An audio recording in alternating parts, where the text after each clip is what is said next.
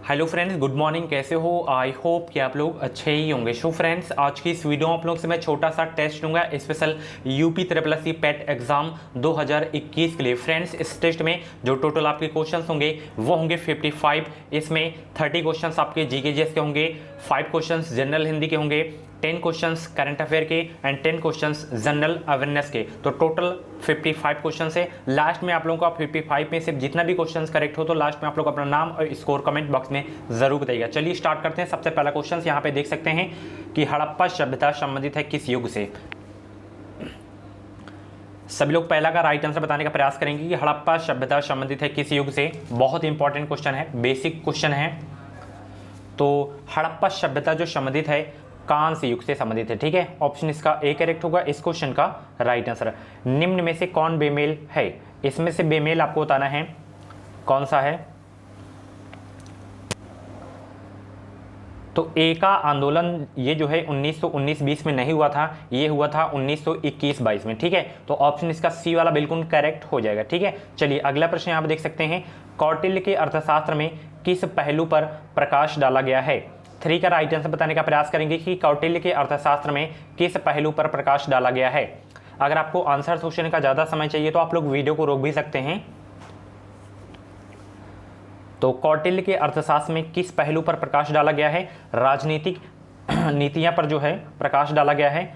Option इसका B correct होगा इस क्वेश्चन का राइट आंसर है। ये देख सकते हैं, बिल्कुल सिंपल सा क्वेश्चन है कि किस वर्ष बाबर ने सुल्तान इब्राहिम लोदी को पानीपत की लड़ाई में पराजित किया था?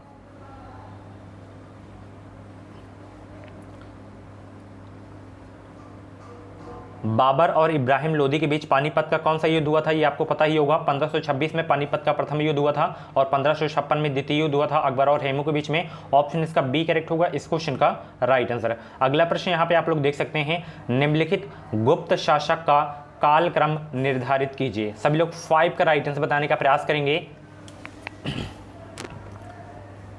5 का राइट आंसर बताने का प्रयास करेंगे। एग्जाम में कभी कभी पूछ लिया जाता है कि गुप्त वंश का संस्थापक किसे माना जाता है, तो श्रीगुप्त को माना जाता है। बेसिक से क्वेश्चंस पूछे जा सकते हैं एग्जाम में। गुप्त शासक का कालक्रम निर्धारित कीजिए। तो सबसे पहले इसमें श्रीगुप्त आएंगे, ठीक है, उसके बाद समुद्रगुप्त आएंगे, उसके बाद रामगुप्त, उसके बाद स्कंदगुप्त। ठीक है, तो ऑप्शन इसका जो है सी वाला करेक्ट हो जाएगा। ठीक है, चलिए अगला प्रश्न यहाँ पे आप लोग देख सकते हैं, 1764 में बक्सर युद्ध के समय बंगाल का गवर्नर था कौन? 1764 में बक्सर युद्ध के समय बंगाल का गवर्नर कौन था? 6 का राइट आंसर बताने का प्रयास करेंगे।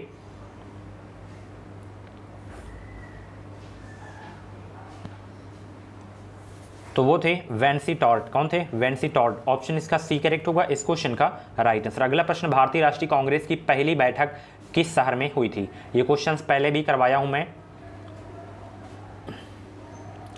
भारतीय राष्ट्रीय कांग्रेस की पहली बैठक किस शहर में हुई थी?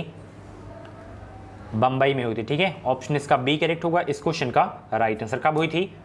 1885 में। ठीक है, चलिए अगला प्रश्न यहाँ पर देख सकते हैं, भूदान आंदोलन किसने प्रारंभ किया था? भूदान आंदोलन किसने प्रारंभ किया था? सभी लोग 8वां का जवाब दीजिए। भूदान आंदोलन किसने प्रारंभ किया था? विनोबा भावे ने। ठीक है, ऑप्शन इसका सी करेक्ट होगा इस क्वेश्चन का राइट आंसर। अगला प्रश्न, भारत में ईस्ट इंडिया कंपनी का पहला गवर्नर जनरल कौन था? सभी लोग 9 का राइट आंसर बताने का प्रयास करेंगे कि भारत में ईस्ट इंडिया कंपनी का पहला गवर्नर जनरल कौन था? वो थे वॉरेन हेस्टिंग्स। ऑप्शन इसका सी करेक्ट होगा इस क्वेश्चन का राइट आंसर। आज़ाद हिंद फौज का गठन कब हुआ था? सभी लोग जवाब देने का प्रयास करेंगे। बहुत ही इंपॉर्टेंट क्वेश्चन है, आज़ाद हिंद फौज का गठन कब हुआ था? अगर आपको और भी मॉक टेस्ट देना है तो आप लोग प्ले लिस्ट को एक बार विजिट कर सकते हैं। UP triple S C PET exam 2021 की एक स्पेशल इसकी मैं प्ले लिस्ट बना दिया हूँ। तो ये आज जो है सेकेंड वीडियो है, फर्स्ट वीडियो कल आई थी। तो आज़ाद हिंद फौज का जो गठन हुआ था वो हुआ था 1942 ईस्वी में। ऑप्शन इसका बी करेक्ट होगा इस क्वेश्चन का राइट आंसर। अगला प्रश्न आपकी स्क्रीन पे है और आज ये क्वेश्चन मैंने पोस्ट किया था मॉर्निंग में कि अभ्रक किस राज्य में बहुतायत में पाया जाता है? 11 का राइट आंसर बताने का प्रयास करेंगे। अभ्रक किस राज्य में बहुतायत में पाया जाता है? तो ये पाया जाता है झारखंड में। ठीक है, ऑप्शन इसका सी करेक्ट होगा इस क्वेश्चन का राइट आंसर। चलिए अगला प्रश्न यहाँ पे आप लोग देख सकते हैं, अधिकांश मौसमी घटनाएं में संपन्न होती हैं किसमें? समताप मंडल में, क्षोभ मंडल में, क्षोभ सीसा या आयन मंडल में, किसमें संपन्न होती हैं? बहुत ही सिंपल सा क्वेश्चन है। तो देखिए अधिकतम जो मौसमी घटनाएं जो है संपन्न होती है वो होती हैं क्षोभ मंडल में। ठीक है, ऑप्शन इसका बी करेक्ट होगा इस क्वेश्चन का राइट आंसर। अगला प्रश्न यहाँ पे देख सकते हैं, जोजिला दर्रा जोड़ता है किसको? जोजिला दर्रा जो है किसको जोड़ता है ये आपको बताना है। 13 का जवाब देने का प्रयास करेंगे सभी लोग। तो जोजिला दर्रा जो है जोड़ता है श्रीनगर और लेह को। ठीक है, ऑप्शन इसका बी करेक्ट होगा इस क्वेश्चन का राइट आंसर। अगला प्रश्न आप देख सकते हैं, निम्नलिखित में से कौन सा समुद्री बंदरगाह और तेल परिष्करण केंद्र दोनों है? एक बार फिर से क्वेश्चन रिपीट कर रहा हूं, निम्नलिखित में से कौन सा समुद्री बंदरगाह और तेल परिष्करण केंद्र दोनों है? तो वो है आपका मंगोलर, हल्दिया और विशाखापट्टनम। ऑप्शन इसका डी वाला करेक्ट होगा इस क्वेश्चन का राइट आंसर। अगला प्रश्न आपकी स्क्रीन पे है कि भारतीय पर्यटन के स्वर्ण त्रिभुज में सम्मिलित शहर कौन कौन है? भारतीय पर्यटन के स्वर्ण त्रिभुज में सम्मिलित शहर हैं कौन? तो वो हैं आगरा, दिल्ली और जयपुर शहर। ठीक है, ऑप्शन इसका ए करेक्ट होगा इस क्वेश्चन का राइट आंसर।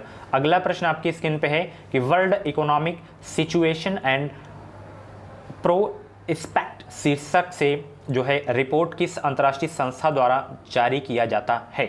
बहुत इंपॉर्टेंट क्वेश्चन है, 16 का जवाब देने का प्रयास करेंगे।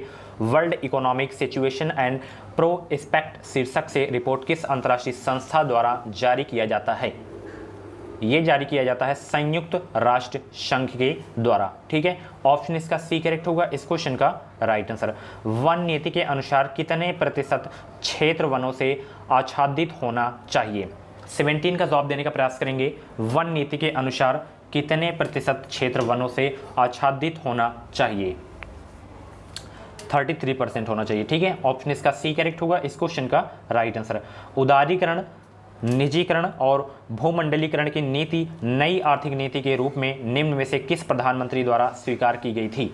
उनका नाम बता सकते हैं आप लोग। 18 का जवाब देने का प्रयास करेंगे तो उनका नाम है, क्या नाम है? नरसिम्हा राव द्वारा जो है स्वीकार की गई थी। ऑप्शन इसका सी करेक्ट होगा इस क्वेश्चन का राइट आंसर। भारत में मिश्रित अर्थव्यवस्था का अर्थ क्या है? भारत में मिश्रित अर्थव्यवस्था का अर्थ क्या है? 19 का जवाब देने का प्रयास करेंगे। भारत में मिश्रित अर्थव्यवस्था का अर्थ क्या है?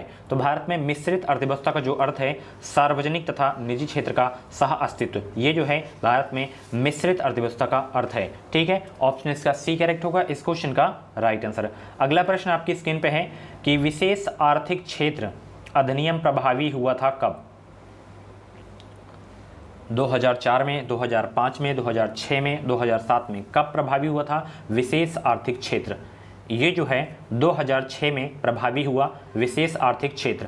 ऑप्शन इसका सी करेक्ट होगा इस क्वेश्चन का राइट आंसर। संविधान के किस भाग में पंचायती राज व्यवस्था संबंधी प्रावधान दिए गए हैं? बहुत इंपॉर्टेंट क्वेश्चन है आपके एग्जाम के लिए। तो संविधान के किस भाग में पंचायती राज व्यवस्था संबंधी प्रावधान दिए गए हैं? माय डियर फ्रेंड्स, ये दिए गए हैं किस भाग में? सभी लोग जवाब देने का प्रयास करेंगे।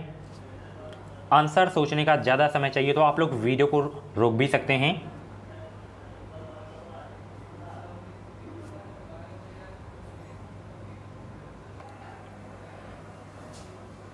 तो पंचायती राज व्यवस्था संबंधी प्रावधान दिया गया है भाग 9 में। ठीक है, ऑप्शन इसका ए करेक्ट होगा इस क्वेश्चन का राइट आंसर। एग्जाम में पूछा जाता है कि पंचायती राज व्यवस्था का प्रारंभ कब हुआ था? तो 2 अक्टूबर 1959 को राजस्थान में। ठीक है, नागौर जिले में। ठीक है, चलिए अगला प्रश्न, सूची फर्स्ट को सूची सेकंड से सम्मिलित कीजिए, नीचे दिए गए कूट से सही उत्तर चुनिए। सिंपल सा क्वेश्चन है बिल्कुल।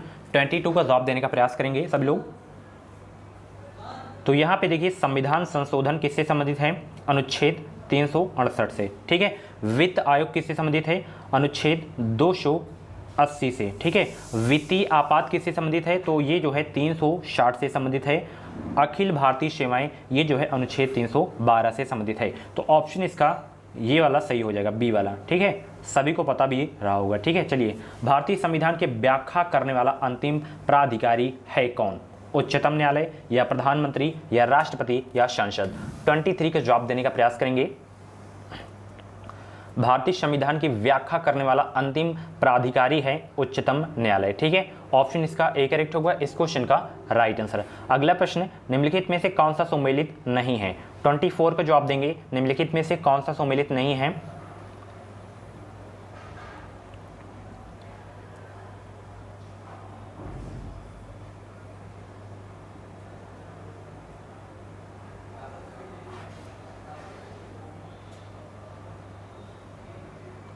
इसमें आपका ये सम्मिलित है, ये भी सम्मिलित है। राज्यसभा में सीटों का बंटवारा द्वितीय अनुसूची से जो है सम्मिलित नहीं है, ये जो है चौथी अनुसूची से मतलब किया गया है। राज्यसभा में सीटों का बंटवारा का उल्लेख जो है चौथी अनुसूची में किया गया है, द्वितीय अनुसूची नहीं होगा। ठीक है, ऑप्शन इसका सी करेक्ट होगा इस क्वेश्चन का राइट आंसर। ये देखिए बिल्कुल बेसिक क्वेश्चन है कि भारत के राष्ट्रपति पर महाभियोग चलाने के लिए कम से कम कितने दिन पूर्व की सूचना आवश्यक है? 14 दिन। ठीक है, ऑप्शन इसका बी वाला करेक्ट होगा इस क्वेश्चन का राइट आंसर। हरित ग्रह प्रभाव क्या है? हरित ग्रह प्रभाव क्या है? 26 का जवाब देने का प्रयास करेंगे। हरित ग्रह प्रभाव क्या है? हरित ग्रह प्रभाव क्या है? वैश्विक ताप में वृद्धि हरित ग्रह में प्रभाव है। ऑप्शन इसका ए करेक्ट होगा इस क्वेश्चन का राइट आंसर। अगला प्रश्न यहाँ पे देख सकते हैं आप लोग, प्लेग की बीमारी निम्नलिखित में से किस कारण से होती है? प्लेग की बीमारी निम्नलिखित में से किस कारण से होती है? 27 का जवाब देने का प्रयास करेंगे कि प्लेग की बीमारी निम्नलिखित में से किस कारण से होती है। माय डियर फ्रेंड्स, प्लेग की बीमारी जो है निम्नलिखित में से किस कारण से होती है? बैक्टीरिया के कारण होती है। ऑप्शन इसका ए करेक्ट होगा इस क्वेश्चन का राइट आंसर। अगला प्रश्न यहाँ पे आपको जो है सम्मिलित करना है। सूची फर्स्ट, सूची सेकेंड आप लोग देख सकते हैं। फटाफट 28 का जवाब देने का प्रयास करेंगे सब लोग। आंसर सोचने का ज्यादा समय चाहिए तो आप लोग वीडियो को रोक भी सकते हैं।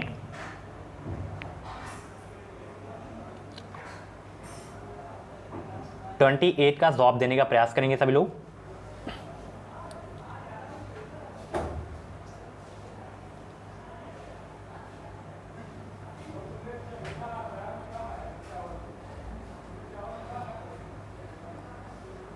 तो फ्रियान का आ जाएगा प्रशीतक में।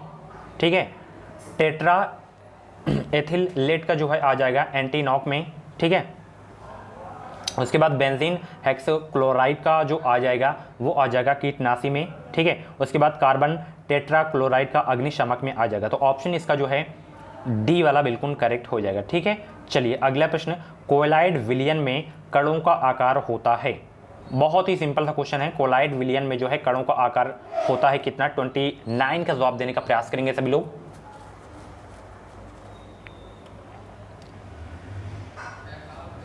कोलाइड विलयन में कणों का आकार कितना होता है? तो 10⁻⁻7 सेंटीमीटर से जो है 10⁻⁻5 सेंटीमीटर आकार होता है कोलाइड विलयन में कणों का आकार। ठीक है, ऑप्शन इसका ए करेक्ट होगा इस क्वेश्चन का राइट आंसर। अगला प्रश्न आप लोग यहाँ पे देख सकते हैं, जब दो या दो से अधिक प्रतिरोधों को एक समान दो बिंदुओं के बीच जोड़ा जाता है तो वे किसमें जुड़े होते हैं? ये आपको बताना है। 30 का जवाब देंगे तो वे जो हैं समानांतर में जुड़े होते हैं। ऑप्शन इसका डी करेक्ट होगा इस क्वेश्चन का राइट आंसर। यहाँ पे आपके जो हैं सामान्य हिंदी के क्वेश्चंस हैं। निम्नलिखित प्रत्येक शब्द के लिए उसके नीचे दिए गए विकल्पों में से सही विलोम शब्द छांटना है आपको। इहलोक का विलोम शब्द क्या होगा ये आपको बताना है। 36 का जवाब देने का प्रयास करेंगे। इहलोक का विलोम शब्द क्या होगा? तो इहलोक का जो विलोम शब्द होगा परलोक हो जाएगा। क्या हो जाएगा? परलोक। ऑप्शन इसका बी करेक्ट होगा इस क्वेश्चन का राइट आंसर। धरती का समानार्थक शब्द है। धरती का समानार्थक शब्द क्या है? धरती का समानार्थक शब्द क्या होगा? अचला होगा। क्या होगा? अचला होगा। ठीक है, ऑप्शन इसका डी करेक्ट होगा इस क्वेश्चन का राइट आंसर। इसके सिवा जो है आपके 5 प्रश्न जो हैं गद्यांश के भी आएंगे। ठीक है, 10 नंबर के। ठीक है, चलिए अगला प्रश्न आप देख सकते हैं कि जिस तक पहुंचा ना जा सके उसके लिए एक शब्द क्या होगा? जिस तक पहुंचा ना जा सके उसके लिए एक शब्द क्या होगा? उसके लिए एक शब्द होगा आगाम में। क्या होगा? आगाम में होगा। कौन सा शब्द बहुवचन है? 39 का जवाब दीजिए। कौन सा शब्द बहुवचन है? तो इसमें देखिए प्राण जो है आपका बहुवचन है। ठीक है, भारत भारती किस भाषा में लिखा हुआ ग्रंथ है? भारत भारती किस भाषा में लिखा हुआ ग्रंथ है? ये जो है खड़ी भाषा, जो है खड़ी बोली भाषा में लिखा हुआ ग्रंथ है भारत भारती। ऑप्शन इसका ए करेक्ट होगा इस क्वेश्चन का राइट आंसर। अगला प्रश्न, वैज्ञानिकों ने निम्नलिखित में से किस जगह गिरगिट की बहुत ही छोटी प्रजाति की जो है नई खोज की है? वैज्ञानिकों ने निम्नलिखित में से किस जगह गिरगिट की बहुत ही छोटी प्रजाति नई की खोज की है? 51 का जवाब देने का प्रयास करेंगे सब लोग। तो वो जगह है मेडागास्कर, ठीक है। ऑप्शन इसका ए करेक्ट होगा इस क्वेश्चन का राइट आंसर। T20 अंतर्राष्ट्रीय क्रिकेट में 3000 रन बनाने वाले पहले क्रिकेटर कौन हैं? T20 अंतर्राष्ट्रीय क्रिकेट में 3000 रन बनाने वाले पहले क्रिकेटर कौन हैं? वो हैं विराट कोहली, ठीक है। ऑप्शन इसका बी करेक्ट होगा इस क्वेश्चन का राइट आंसर। अगला प्रश्न, 24 से 26 फरवरी 2021 के मध्य किस देश की अध्यक्षता में ब्रिक्स शेरपाओं तथा शू शेरपाओं की पहली बैठक वर्चुअल प्रारूप में संपन्न हुई? कहां? 53 का जवाब देने का प्रयास करेंगे। तो ये जो है संपन्न हुई थी अपने देश भारत में, ठीक है। ऑप्शन इसका डी करेक्ट होगा इस क्वेश्चन का राइट आंसर। अगला प्रश्न यहां पे देखिए, ये जो आपका संयुक्त अभ्यास है ये जो है किन देशों के बीच किया जाएगा ये आपको बताना है। किस समूह के देशों के बीच किया जाएगा ये आपको बताना है। 54 का जवाब देने का प्रयास करेंगे।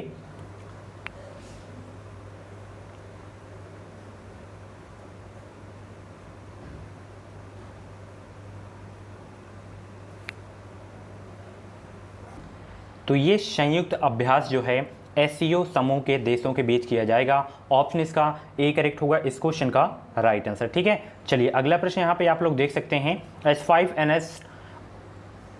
H5N8 बर्ड फ्लू से इंसानों के संक्रमित होने का विश्व का पहला मामला किस देश में आया है? तो ये मामला आया है रूस में, ठीक है। ऑप्शन इसका सी करेक्ट होगा इस क्वेश्चन का राइट आंसर है। एनटीपीसी ने 2032 तक कितनी नवीनीकरणीय ऊर्जा क्षमता स्थापित करने का लक्ष्य रखा है? एनटीपीसी ने 2032 तक कितनी नवीकरणीय ऊर्जा क्षमता स्थापित करने का लक्ष्य रखा है?